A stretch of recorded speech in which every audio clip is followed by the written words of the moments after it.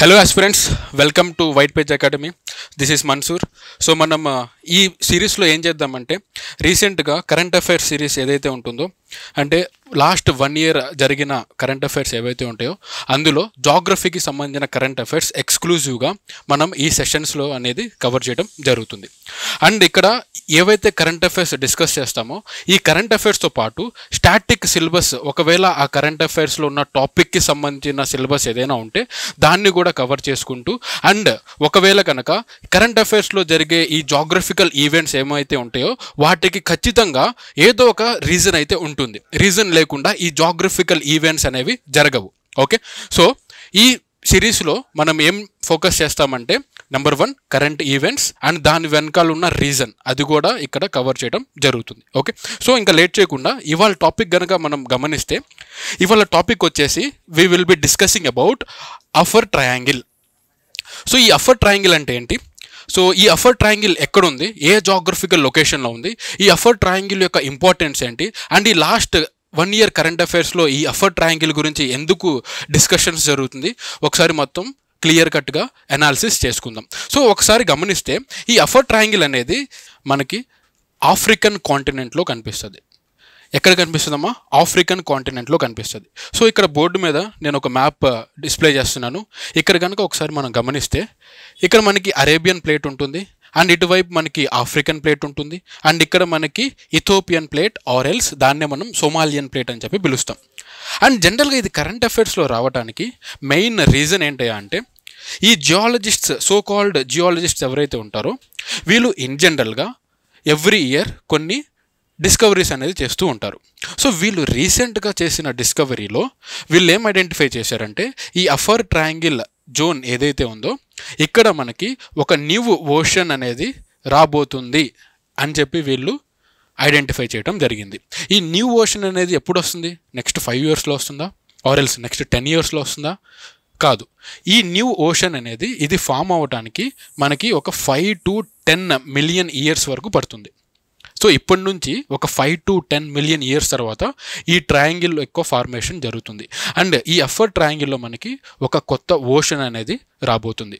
మనందరికీ తెలుసు ఎన్ని ఓషన్స్ ఉన్నాయి, మనకి మొత్తం 5 oceans ఉంటాయి. ఇప్పుడు కొత్తగా ఈ అఫర్ ట్రయాంగిల్లో ఒకవేళ ఒక 5 to 10 million years తర్వాత చూస్తే ఇక్కడ మనకి ఒక కొత్త ఓషన్ ఫార్మేషన్ అనేది జరుగుతుంది. ఓకే, సో అందుకని చెప్పి ఇది కరెంట్ అఫైర్స్లో ఉండటం జరిగింది.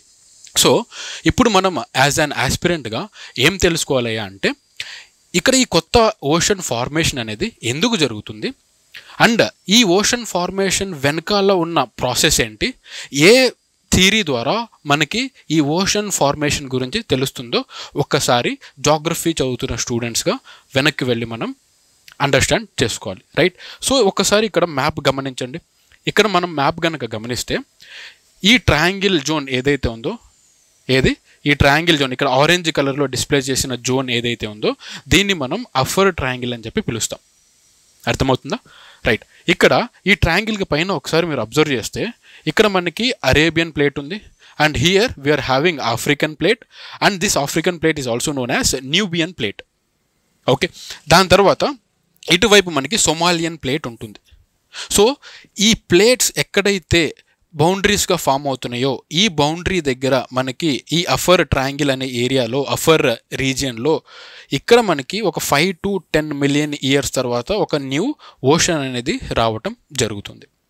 పాయింట్ అర్థమవుతుందా? రైట్, ఇప్పుడు మనం గుర్తుపెట్టుకోవాల్సిన విషయాలు ఏంటంటే ఈ అఫర్ ట్రయాంగిల్ అనేది ఈ హార్న్ ఆఫ్ ఆఫ్రికా అని చెప్పి ఒక జోన్ ఉంటుంది. ఈ హార్న్ ఆఫ్ ఆఫ్రికా ఏంటమ్మా, అది horn of Africa.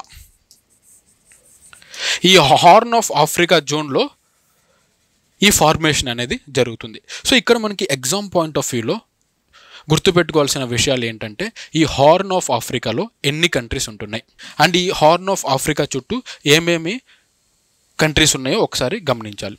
So if you observe here ఇక్కడ బ్లూ కలర్లో ఏదైతే ఉందో ఈ బ్లూ కలర్లో ఉన్న జోన్ని మనం హార్న్ ఆఫ్ ఆఫ్రికా అని చెప్పి పిలుస్తాం. ఎందుకు దీన్ని హార్న్ ఆఫ్ ఆఫ్రికా అని పిలుస్తాం, ఇది చూడండి, ఇది ఒక కొమ్ము లాగా ఉంది. ఇప్పుడు రైనోసరస్కి ముందు ఒక కొమ్ము ఉంటుంది కదా, దాన్ని మనం ఏమని పిలుస్తాం, హార్న్ అని చెప్పి పిలుస్తాం. సో ఈ ఆఫ్రికన్ కాంటినెంట్ కనుక గమనిస్తే ఈ ఆఫ్రికన్ కాంటినెంట్లో మనకి ఇక్కడ ఒక హార్న్ షేప్లో ఒక జాగ్రఫికల్ స్ట్రక్చర్ ఉంటుంది. దీన్ని మనం హార్న్ ఆఫ్ ఆఫ్రికా పిలుస్తాం. ఇక్కడ ఎగ్జామ్ పాయింట్ ఆఫ్ వ్యూలో గుర్తుపెట్టుకోవాల్సిన విషయాలు ఏంటంటే ఈ హార్న్ ఆఫ్ ఆఫ్రికాలో ఎన్ని కంట్రీస్ ఉంటున్నాయి. పాయింట్ అర్థమవుతుందా? If you observe here the first country will be Eritrea. దాని తర్వాత జిబౌటి అనేది ఇక్కడ నుంచి ఉండే చిన్నది, చాలా చిన్న country. Okay, Djibouti is the smallest country in Horn of Africa. Djibouti is the second country. And దాని తర్వాత మనకి సొమాలియా అనేది ఇంకో కంట్రీ ఉంటుంది. ఈ సొమాలియా అనేది కూడా మనకి హార్న్ ఆఫ్ ఆఫ్రికాలో కనిపిస్తుంది. దాంతోపాటు ఇక్కడ ఇథోపియా అనేది ఏదైతే ఉందో ఈ ఇథోపియన్ కంట్రీ కూడా మనకి హార్న్ ఆఫ్ ఆఫ్రికాలో కనిపిస్తుంది. పాయింట్ అర్థమవుతుందా? ఏంటవి గుర్తుపెట్టుకోవాల్సినవి? 4 countries. Number 1 Eritrea, number 2 Djibouti, number 3 Somalia, and దాని తర్వాత మనం ఇథియోపియా అని గుర్తుపెట్టుకోవాలి. రైట్? సో ఇక్కడ ప్రీవియస్ స్లైడ్లో కనుక మనకు గమనిస్తే ఈ అఫర్ ట్రయాంగిల్ అనేది ఇక్కడ జిబౌతి అని ఏదైతే కంట్రీ ఉంటుందో ఈ కంట్రీ మొత్తం కూడా ఈ అఫర్ ట్రయాంగిల్ దగ్గరికి వచ్చేస్తుంది. పాయింట్ అర్థమైందా? రైట్. సో ఇక్కడ మనం ఒకసారి జాగ్రత్తగా కనిపిస్తే మనం ఈ ఫార్మేషన్ మొత్తం కూడా ఇక్కడ African plate, Arabian plate, Somalian plate అని చెప్పి చెప్తున్నాం. సో ఇక్కడ ఈ ఫార్మేషన్ ఎందుకు జరిగిందయా అంటే ఇక్కడ మనకి ఒక వ్యాలీ, రిఫ్ట్ వ్యాలీ అనేది ఫామ్ అయింది. ఏంటది? ఈస్ట్ ఆఫ్రికన్ రిఫ్ట్ ఏదైతే ఉంటుందో ఈ రిఫ్ట్ అనేది ఫామ్ అవటం జరిగింది. ఈ rift over a period of time అది ఎక్స్పాండ్ అవుతూ 5 to 10 బిలియన్ ఇయర్స్ తర్వాత ఇక్కడ ఈ జోన్లో, ఈ అఫర్ ట్రయాంగిల్ జోన్లో ఉన్న కంట్రీస్లో ఏవైతే ఏరియాస్ ఉంటాయో ఆ ఏరియాస్ అన్నీ కూడా ఈ రెడ్ సీ నుంచి కొంత వాటర్, అలాగే ఈ గల్ఫ్ ఆఫ్ అడెన్ నుంచి వాటర్ వచ్చేసి ఇక్కడ మొత్తం కూడా ఒక ఓషన్ లాగా ఫామ్ అయిపోతుంది. పాయింట్ అర్థమవుతుందా? అది. ఆ తర్వాత మనం గుర్తుపెట్టుకోవాల్సింది ఏంటంటే ఇక్కడ మనకి లేక్ అసెల్ అని చెప్పి ఒక లేక్ ఉంటుంది. ఏ లేక్? Lake Assal. ఈ లేక్ ఎక్కడ ఉంటుంది? ఈ లేక్ మనకి if you observe this lake will be seen in Afar region. ఈ అసర్ రీజియన్లో ఉన్న ఏకైక లేక్ అనేది లేక్ అసెల్. అండ్ ఈ లేక్ అసెల్ అనేది it is the deepest point in entire African continent. Point అర్థమవుతుందా? లోవెస్ట్ పార్ట్ అనమాట. Okay, right. సో ఇక్కడ మనం ఒక్కసారి రీజన్ కనుక గమనిస్తే ఈ జనరల్గా ఈ రిఫ్ట్ ఎందుకు ఫామ్ అవుతుంది అండ్ ఈ కాంటినెంట్ ప్లేట్స్ అనేవి ఎందుకు మూవ్ అవుతున్నాయో తెలుసుకోవాలంటే ముందు మనకి తెలియాల్సిన కాన్సెప్ట్ ఒకటి ఉంటుంది. ఆ కాన్సెప్ట్ ఏంటయ్యా అంటే we should be knowing about a concept called plate tectonic theory. ఈ ప్లేట్ టెక్టానిక్ థియరీ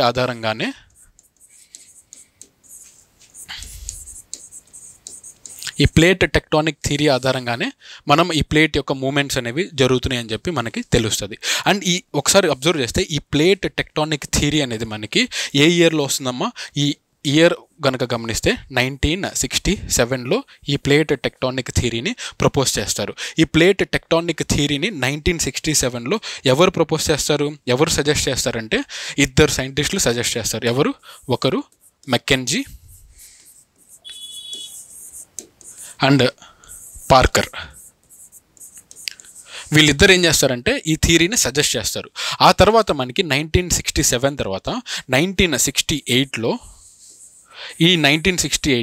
ఈ థియరీని కొద్దిగా డీపర్ లెవెల్స్లో అనాలిసిస్ చేసి డీపర్ లెవెల్స్లో చదివి మనకి ఎవరు ఇస్తారయ్యా అంటే మోర్గాన్.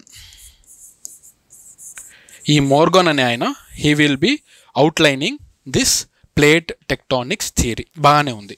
అండ్ ఈ ప్లేట్ టెక్టానిక్స్ థియరీ అంటే ఏంటి?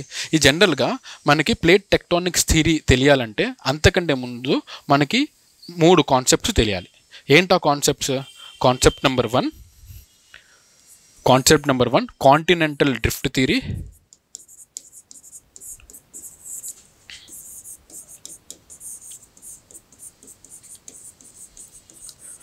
ఆ తర్వాత సీ ఫ్లోర్ స్ప్రెడ్డింగ్ అనేది కూడా తెలియాలి.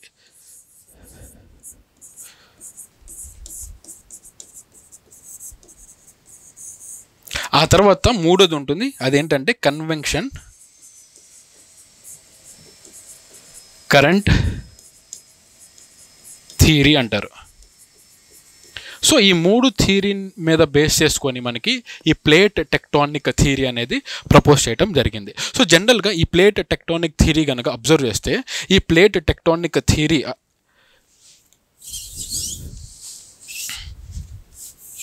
As per this plate tectonic theory, ఈ ప్లేట్ టెక్టానిక్ థియరీలో ఏముంటుందా అంటే according to plate tectonic theory.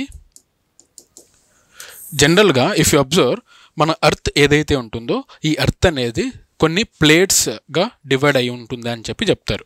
ఇంకా కొద్దిగా డెప్త్గా వెళ్ళి చూస్తే కనుక this theory is saying that the entire lithosphere is divided into several plates. And ఈ ప్లేట్స్, ఈ లిథోస్పియర్ ఏదైతే ఉందో it was divided into several plates అని వీళ్ళు చెప్పడం జరిగింది. అండ్ ఈ ప్లేట్స్లో మనకి 2 రకాల ప్లేట్స్ కనిపిస్తాయి. ఒకటి మేజర్ ప్లేట్, ఇంకోటి మైనర్ ప్లేట్స్. ఈ మేజర్ ప్లేట్స్ ఎగ్జాంపుల్స్ ఏంటి, మైనర్ ప్లేట్ ఎగ్జాంపుల్స్ ఏంటి ఒకసారి మనం తర్వాత చూద్దాం. సో ఇప్పుడు మనం గుర్తుపెట్టుకోవాల్సింది ఏంటి, ఈ లిథోస్పియర్ ఏదైతే ఉంటుందో ఈ లిథోస్పియర్ అనేది డిఫరెంట్ ప్లేట్స్లో ఇది డివైడ్ అయి ఉంటుంది. అండ్ ఈ లిథోస్పియర్ ఇలా డివైడ్ అయిన ప్లేట్స్ మొత్తం కూడా ఆస్థెనోస్పియర్ అనేది ఏదైతే ఉంటుందో ఈ ఆస్థెనోస్పియర్ మీద ఫ్లోట్ అవుతూ ఉంటాయి. దేని మీద ఫ్లోట్ అవుతూ ఉంటాయి? Floating on ఆస్థెనోస్పియర్. ఓకే, ఇక్కడ మనం గుర్తుపెట్టుకోవాల్సిన విషయాలు ఏంటంటే, రివైజ్ చేయాల్సిన విషయాలు అంటే, లిథోస్పియర్ అంటే ఏంటి, ఆస్థెనోస్పియర్ అంటే ఏంటి. So if you see this lithosphere, ఈ లిథోస్పియర్లో మనకి ఏం కనిపిస్తుంది? Lithosphere is a combination of crust plus upper mantle. Crust అంటే ఏంటి, మ్యాంటిల్ అంటే ఏంటి? జనరల్గా మనకి ఎర్త్ యొక్క కంపోజిషన్ కనుక చూస్తే డిఫరెంట్ లేయర్స్లో ఉంటుందని మనం క్లాసెస్లో చదువుతాం. జనరల్గా ఎర్త్ అనేది మనకి లిథోస్పియర్ కనుక గమనిస్తే ఎర్త్ అనేది మనకి క్రస్ట్, మ్యాంటిల్, కోర్ లాగా డివైడ్ అయి ఉంటుంది. అండ్ ఇక్కడ మనం అప్పర్ మ్యాంటిల్ అంటున్నామంటే ఖచ్చితంగా లోవర్ మ్యాంటిల్ కూడా ఉంటుంది. అండ్ ఈ కోర్ అనేది ఏదైతే ఉందో again it is divided into 2. One is upper core, second one is lower core. So now we are talking about lithosphere and we are saying that this lithosphere is a combination of crust and upper mantle. This is point number 1. Point number 2 is we are talking about this asthenosphere and we are saying that this lithosphere is floating on asthenosphere. And this asthenosphere consists of magma layer. Point అర్థమవుతుందా? Magma layer అంటే ఏంటి? మనం layers గురించి చదువుకునేటప్పుడు ఈ lava ఏదైతే ఉంటుందో ఈ లావా అనేది క్రస్ట్కి మ్యాంటిల్కి మధ్యలో ఇరుక్కుపోయి ఉంటుందని మనం డిస్కస్ చేస్తాం. ఓకే, ఈ అప్పర్ మ్యాంటిల్ ఏదైతే ఉంటుందో ఈ ఆస్థెనోస్పియర్ ఏదైతే ఉంటుందో ఈ ఆస్థెనోస్పియర్లో మనకి ఈ మ్యాగ్మా అనేది కనిపిస్తూ ఉంటుంది, తెలుగు మీడియం వాళ్ళకి అర్థం అవ్వాలంటే. రైట్. సో ఇక్కడ మనం గుర్తుపెట్టుకోవాల్సిన ఫ్యాక్ట్స్ ఏంటి అంటే ఈ మ్యాగ్మా లేయర్ ఏదైతే ఉందో which is also called as asthenosphere, దీని యొక్క ప్రాపర్టీస్ మనకి గుర్తుండాలి. ఎందుకు? ఈ హోల్ కాన్సెప్ట్ మొత్తం కూడా it is revolving around the property of asthenosphere. ఏంటి? Asthenosphere is most ductile nature కలిగి ఉంటుంది. అండ్ ఆస్థెనోస్పియర్ అనేది మనకి డక్టైల్ నేచర్ కలిగి ఉంటుంది. అండ్ ఆ తర్వాత it is mechanically week.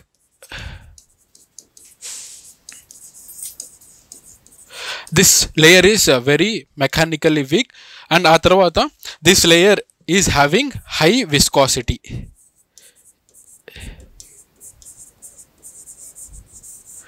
Point అర్థమైందా? సో ఈ 3 ఫ్యాక్టర్స్ అనేవి చాలా ఇంపార్టెంట్. ఒకటి మోస్ట్ డక్టైల్, ఇంకోటి మెకానికల్లీ వీక్, ఇంకో ఫ్యాక్టర్ ఏంటి అంటే highly viscosity.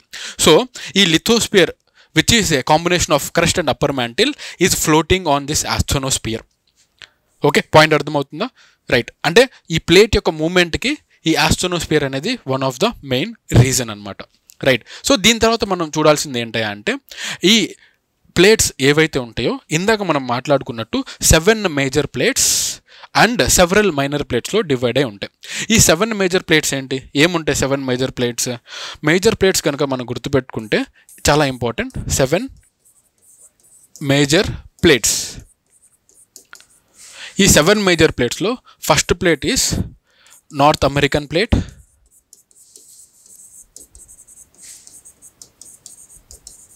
Second plate is South American plate,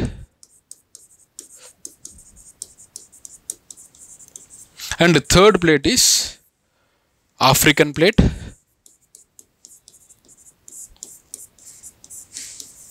fourth plate is Antarctica plate,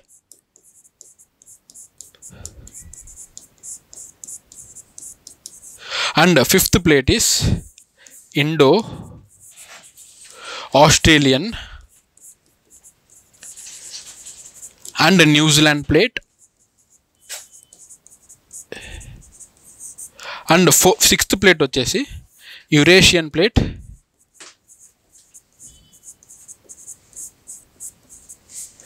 and seventh and most important plate is Pacific plate.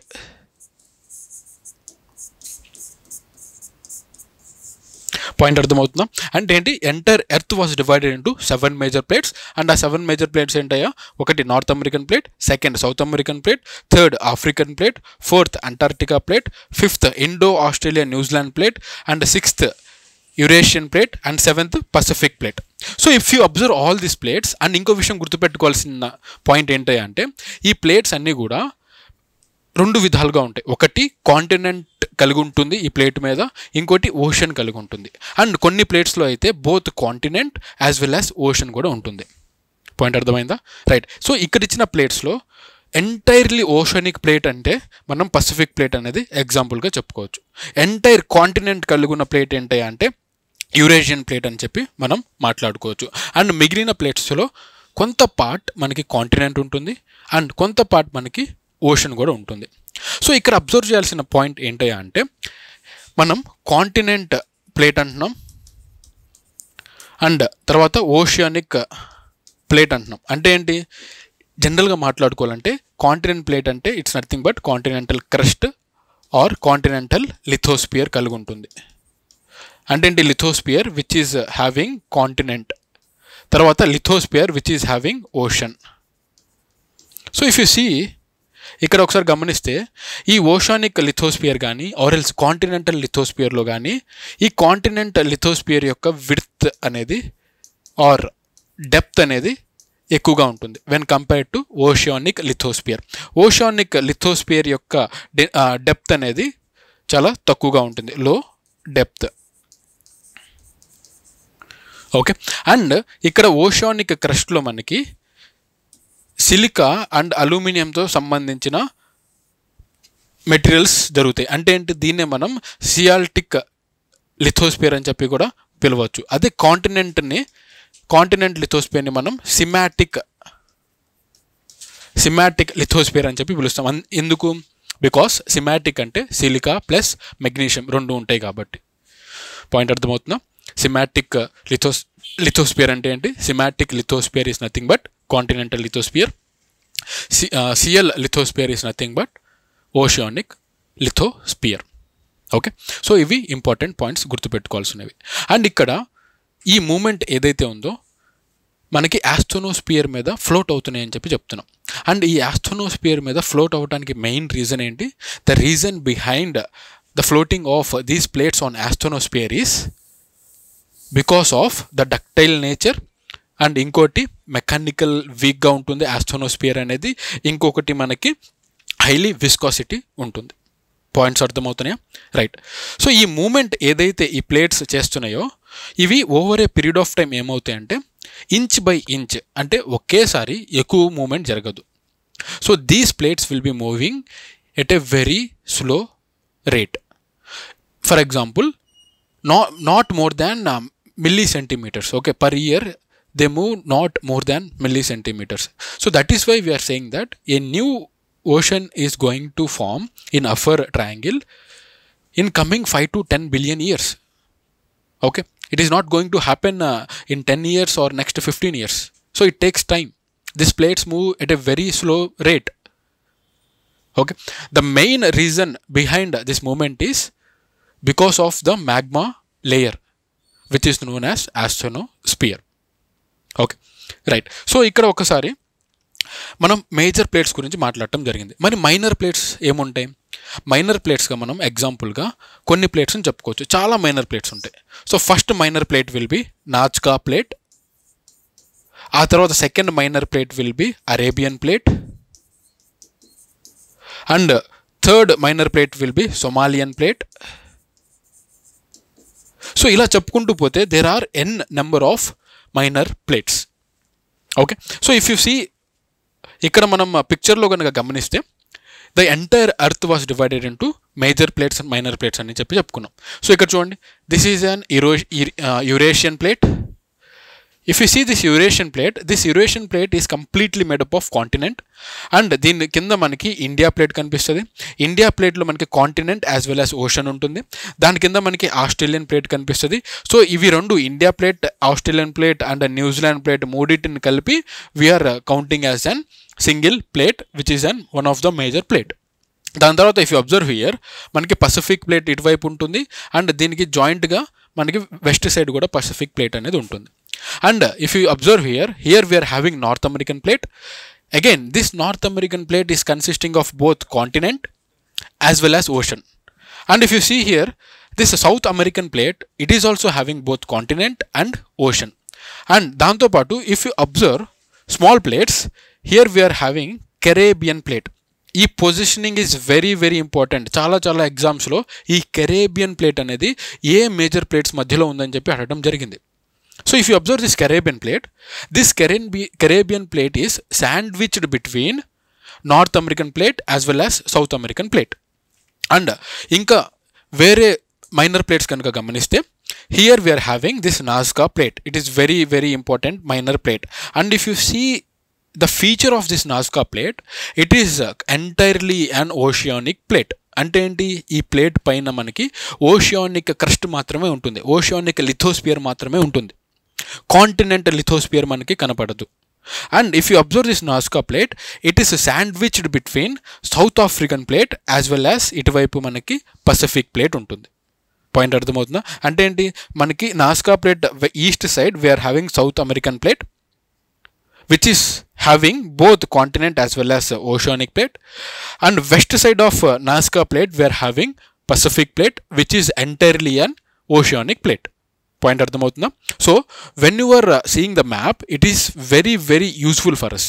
ఎందుకు, మనం పిక్టోరియల్గా గుర్తుపెట్టేసుకుంటే వర్డ్స్లో చదవాల్సిన అవసరం ఉండదు. సో పిక్టోరియల్ మెమరీ అనేది చాలా ఎక్కువ రోజులు ఉంటుంది. ఓకే, రీసెంట్గా మనకి గ్రూప్ 2 ఎగ్జామ్ జరిగినప్పుడు చాలామంది ఒక క్వశ్చన్లో తడబడి ఉంటారు. ప్రైరీస్ గురించి వాళ్ళు అడగడం జరిగింది. ఈ ప్రైరీస్ అంటే మనకి గ్రాస్ ల్యాండ్స్ అని చెప్పి అర్థం. అండ్ ఈ ప్రైరీస్ ఎక్కడ దొరుకుతాయి, మనకి సౌత్ అమెరికన్ కాంటినెంట్లో దొరుకుతాయి. సో దీనికి సంబంధించి మనం ఎంత థియరీ చదివినా గుర్తుండదు. సో నేను క్లాస్ చెప్పేటప్పుడు వాళ్ళందరికీ మ్యాప్ పాయింటింగ్ దగ్గర పెట్టి ఈ మ్యాప్ పాయింటింగ్ ద్వారా నేర్పించడం ద్వారా వాళ్ళు ఈజీగా ఆ క్వశ్చన్ని వాళ్ళు ఆన్సర్ చేయడం జరిగింది. పాయింట్ అర్థమవుతుందా? సో ఎప్పుడైనా సరే జాగ్రఫీని వీలైనంత వరకు కొన్ని పార్ట్స్ని మనం మ్యాప్ పాయింటింగ్తో గుర్తుపెట్టుకోవాలి, కొన్ని పాయింటింగ్స్ని మనం పిక్చర్స్తో గుర్తుపెట్టుకోవాలి. ఓకే, ఫర్ సపోజ్ మనందరికీ తెలిసింది ఏంటి, geography was divided into 3. 1 geomorphology, 2 climatology, 3 oceanography. So when we are reading this geomorphology, మనకి ఈ పిక్చర్స్ ఫార్మాట్ అనేది చాలా చాలా చాలా ఇంపార్టెంట్. త్రూ పిక్చర్స్ మాత్రమే మనం జాగ్రఫీని ఎక్కువగా గుర్తుపెట్టుకోవచ్చు. అండ్ క్లైమేటాలజీలో మనకి ఎక్కువగా థియరీ ఉంటుంది కాబట్టి దాని యొక్క పిక్చర్ ఫార్మేషన్స్లో దాన్ని కన్వర్ట్ చేసుకొని చదివితే ఇంకా ఈజీగా ఉంటుంది. ఫర్ ఎగ్జాంపుల్, ఇప్పుడు మనకి హీట్ వేవ్స్ అనేవి నడుస్తున్నాయి. హీట్ వేవ్స్ అంటే నార్త్ ఇండియా కనుక గమనిస్తే, ఎస్టర్డే 29th May మనకి వరల్డ్ మొత్తం మీద, అంటే నార్త్ ఇండియాలో హిస్టరీ మొత్తం చూసుకుంటే it was the hottest day. ఎందుకు, 52+ degrees అనేది మనకి ఢిల్లీలో రికార్డ్ అవటం జరిగింది. సో దాని వెనకాల ఉన్న రీజన్ ఏంటి, because of this hot winds which were coming from Rajasthan. దీన్నే మనం జాగ్రఫికల్ టర్మ్స్లో వెస్టర్న్ డిస్టర్బెన్సెస్ అని చెప్పి పిలుస్తాం. Are you getting my point? So if you want to read about this western disturbances, you should be having this pictorial representation of the map, and through pictorial representation only you will be easily understanding from where these western disturbances are starting. ఈ starting point ఎక్కడి నుంచి ఉంటుంది, Mediterranean sea దగ్గర నుంచి start అవుతుంది ఈ వెస్టర్నల్ disturbances అనేవి. And దాంతోపాటు మనం మాన్సూన్స్ గురించి చదవాలంటే కనుక ఈ మాన్సూన్స్ అనేది హ్యూజ్గా దేని మీద డిపెండ్ అయి ఉంటుంది, ఎల్నినో అండ్ లానినా మీద డిపెండ్ అయి ఉంటుంది. ఎవ్రీ ఇయర్ మనకి మాన్సూన్ వస్తుంది, కానీ లానినాలో వచ్చే మాన్సూన్కి ఎక్కువగా రెయిన్ఫాల్ వస్తుంది వెన్ కంపేర్డ్ టు ఎల్నినో టైంలో వచ్చే మాన్సూన్స్కి. సో ఈ లానీనా అండ్ ఎల్నీనా గురించి తెలియాలంటే we should be understanding what is happening in western side of Australia as well as eastern side of Australia as well as western side of South America. అక్కడ జరిగే ఈ geographical ఈ క్లైమాటికల్ changes ఏవైతే ఉంటాయో దాని ఆధారంగా monsoon is depending. Okay, so ఇది తెలియాలంటే మనకి ఆ మ్యాప్ను కనుక దగ్గర పెట్టుకొని west side of south America అలాగే ఈస్ట్ సైడ్ ఆఫ్ ఆస్ట్రేలియా ఏం జరుగుతుందో మ్యాప్లో చూస్తూ చదివితే మనకి ఎక్కువగా గుర్తుంటుంది. ఓకే, సో జాగ్రఫీ అంటే మ్యాప్ బేస్డ్గానే మనం ఎక్కువగా గుర్తుపెట్టుకుంటాం. రైట్, సో ఇక్కడ గమనిస్తే మనకి ఫిలిప్పైన్ ప్లేట్ ఉంటుంది ఇక్కడ. అండ్ దాంతోపాటు ఇంకా చిన్న ప్లేట్స్ ఏమున్నాయమ్మా, చిన్న ప్లేట్స్ మనకి ఇంకా ఇక్కడ we will be having this small plate which is sandwiched between African plate and Indian plate which is known as this Arabian plate. And ikkada ee Arabian plate anedi it is an entirely a continental plate. Akkada manaki oceanic plate anedi undadu, oceanic crust anedi undadu. So if you observe here ikkada plates evaithe unnayo ee plates anni kuda they are having some boundaries. ikkada black lines evai unnayi chusara, ఇవన్నీ కూడా plate boundaries అని చెప్పి పిలుస్తాం. అంటే ఏంటి, ఒక ప్లేట్కి ఇంకో ప్లేట్కి మధ్యలో ఉన్న బౌండరీ. సో ఎప్పుడైతే ప్లేట్స్గా డివైడ్ అయిపోయినాయి అని చెప్తున్నామో అండ్ ఈ ప్లేట్స్ అనేవి ఒకదాని నుంచి ఒకటి దూరంగా వెళ్తున్నాయి అండ్ కొన్ని ప్లేట్స్ అనేవి ఒకదానికి ఒకటి దగ్గరగా వస్తున్నాయి. సో ఇలా దగ్గరగా వచ్చినప్పుడు ఆర్ఎల్స్ దూరంగా వెళ్ళినప్పుడు మనకి ఆ ప్లేట్ బౌండరీస్ దగ్గర కొన్ని రకాలైన ఫార్మేషన్స్ అనేవి జరుగుతాయి. దాన్నే మనం జియోమార్ఫాలజికల్ ఫార్మేషన్స్ అని చెప్పి పిలుస్తాం. ఓకే, సో ఇంకా డెప్త్గా చెప్పాలంటే ఈ బౌండరీస్ ప్లేట్ బౌండరీస్ ఏవైతే ఉంటాయో ఒకవేళ రెండు ప్లేట్ బౌండరీస్ కనుక దగ్గరగా వస్తే we will be calling it as convergent boundary. Example చెప్పాలంటే see here, for suppose if this is a plate and this is one more plate, ఈ ప్లేట్ అనేది ఇటువైపు మూవ్ అవుతుంది, ఈ ప్లేట్ కూడా ఇటువైపు మూవ్ అవుతుంది. అంటే ఏంటి, రెండు ప్లేట్స్ అనేవి కంబైన్డ్గా ఒక ప్లేస్ దగ్గరకు వస్తున్నాయి. సో ఇటువంటి ప్లేట్ మూవ్మెంట్ని మనం ఏమని పిలుస్తామంటే కన్వర్జెంట్ ప్లేట్ బౌండరీ అని చెప్పి పిలుస్తాం. ఎందుకు, because this two plates are converging at a point. So there is one more type, అదేంటయ్యా అంటే ఈ రెండు ప్లేట్స్ అనేవి ఒకదానికొకటి దూరంగా వెళ్ళిపోతూ ఉంటాయి. So this type of plate movement is known as divergent plate boundary. And మనకి third type of plate boundary కూడా ఉంటుంది. అదేంటయ్యా అంటే, సో ఇక్కడ ఈ ప్లేట్ 1 ఏదైతే ఉందో this plate 1 will be moving parallelly or slide అవుతూ ఉంటాయి, ఒకదానికొకటి స్లైడ్ అవుతూ ఉంటాయి. ఇక్కడ రెండు ప్లేట్స్ దగ్గరగా వస్తున్నాయి, సెకండ్ కేసులో రెండు ప్లేట్స్ దూరంగా వెళ్తున్నాయి, థర్డ్ కేసులో ఏమవుతాయి అంటే రెండు ప్లేట్స్ అనేవి ప్యారలల్గా ఇవి మూవ్ అవుతూ ఉంటాయి. పాయింట్ అర్థమైందా, స్లైడ్ అవుతూ ఉంటాయి. దాన్ని మనం ఏమని పిలుస్తామంటే ట్రాన్స్ఫార్మ్ బౌండరీ అని చెప్పి పిలుస్తాం. ఏంటది, ట్రాన్స్ఫార్మ్ బౌండరీ. సో నెక్స్ట్ క్లాస్లో మనం ఏం చేద్దామంటే ఈ కన్వర్జెంట్ బౌండరీస్ దగ్గర కొన్ని ఫీచర్స్ ఫామ్ అవుతాయి, ఈ కన్వర్జెంట్ బౌండరీస్ దగ్గర ఏం ఫీచర్స్ ఫామ్ అవుతున్నాయి అండ్ డైవర్జెంట్ బౌండరీస్ దగ్గర ఎలాంటి ఫీచర్స్ ఫామ్ అవుతున్నాయి, అలాగే ఈ ట్రాన్స్ఫార్మ్ బౌండరీస్ దగ్గర ఎటువంటి ఫీచర్స్ ఫామ్ అవుతున్నాయి. అండ్ ఈ ఫీచర్స్ అనేవి చాలా ఇంపార్టెంట్. ఎందుకు, రీసెంట్గా జరిగిన గ్రూప్ 2 ఎగ్జామ్లో మనకి block mountains and fold mountains అని చెప్పి కొన్ని మౌంటైన్స్ ఉంటాయి. ఈ బ్లాక్ మౌంటైన్స్ యొక్క ఎగ్జాంపుల్ అనేది అడగడం జరిగింది. సో ఈ బ్లాక్ మౌంటైన్ గురించి తెలియాలంటే ఈ బ్లాక్ మౌంటైన్ అనేది ఏ ప్లేట్ బౌండరీస్ దగ్గర ఫామ్ అవుతుందో తెలియాలి. అది కనుక తెలిస్తే దాని యొక్క ఎగ్జాంపుల్స్ మనం ఈజీగా గుర్తుపెట్టుకోవచ్చు త్రూ మ్యాప్. పాయింట్ అర్థమవుతుందా. సో మనం నెక్స్ట్ క్లాస్లో will be seeing about what are the features that are going to form in convergent boundary, what are the features that are going to form in divergent boundary and alage what are the features that are going to form in transform boundary అని చెప్పి చూద్దాం. So coming back to the today's topic, ఇవాళ టాపిక్లోకి వస్తే కనుక as we discussed ఇక్కడ ఈ జోన్లో ఈ అఫర్ జోన్లో ఏం ఫామ్ అవుతుంది, ఒక న్యూ ఓషన్ అనేది ఫామ్ అవుతుంది. అండ్ ఈ అఫర్ జోన్ అనేది it is sandwiched between A plates, ఒకటి ఆఫ్రికన్ ప్లేట్, అంటే ఆఫ్రికన్ మేజర్ ప్లేట్లోనే మనకి న్యూబియన్ ప్లేట్ అనేది ఉంటుంది. సో ఈ న్యూబియన్ ప్లేట్, అరేబియన్ ప్లేట్ అండ్ ఈ సొమాలియన్ ప్లేట్, ఓకే, ఈ ప్లేట్ యొక్క కన్వర్జెంట్ దగ్గర ఇది ఫామ్ అవుతుంది. సో ఇక్కడ బౌండరీస్ అనేవి కన్వర్జ్ అవుతున్నాయా, డైవర్జ్ అవుతున్నాయా? ఇక్కడ ఈ రెండు బౌండరీస్ అనేవి, ఈ రెండు ప్లేట్స్ అనేవి డైవర్జ్ అవుతున్నాయి. ఇక్కడ సొమాలియన్ ప్లేట్ ఇటువైపు వచ్చేస్తుంది అండ్ ఇక్కడున్న న్యూబియన్ ప్లేట్ అనేది ఇటువైపుకి వెళ్ళిపోతుంది అండ్ ఇక్కడున్న అరేబియన్ ప్లేట్ అనేది it is moving away. And if you observe here, ఈ రెడ్ సీ ఇక్కడ మనకి ఏదైతే కనిపిస్తుందో, the Red Sea which is between this Arabian plate and Nubian plate, earlier మనకి ఎర్త్ ఫార్మేషన్లో ఈ రెడ్ సీ అనేది లేదు. మనకి చిన్న ఒక రిఫ్ట్ అనేది ఫామ్ అయింది. ఎక్కడ? అరేబియన్ ప్లేట్కి ఆఫ్రికన్ ప్లేట్కి. ఈ రిఫ్ట్ అనేది over a period of time దూరంగా మూవ్ అవుతూ అంటే అక్కడ ఏమైంది, డైవర్జెన్స్ ఫామ్ అయింది. డైవర్జ్ అవుతూ ఇప్పుడు ప్రజెంట్ మనకి రెడ్ సీ ఫార్మేషన్ జరిగింది. అలాగే మనకి ఇక్కడ గల్ఫ్ ఆఫ్ అడెన్ కూడా అలాగే జరిగింది. పాయింట్ అర్థమవుతుందా? రైట్. ఇక్కడ న్యూబియన్ plate is moving away from this offer triangle and Arabian plate is also moving away from this offer triangle and this Somalian plate is also moving from this offer triangle. So ఇక్కడ మనం గమనిస్తే ఈ triangles అన్నీ కూడా diverge అవుతున్నాయి.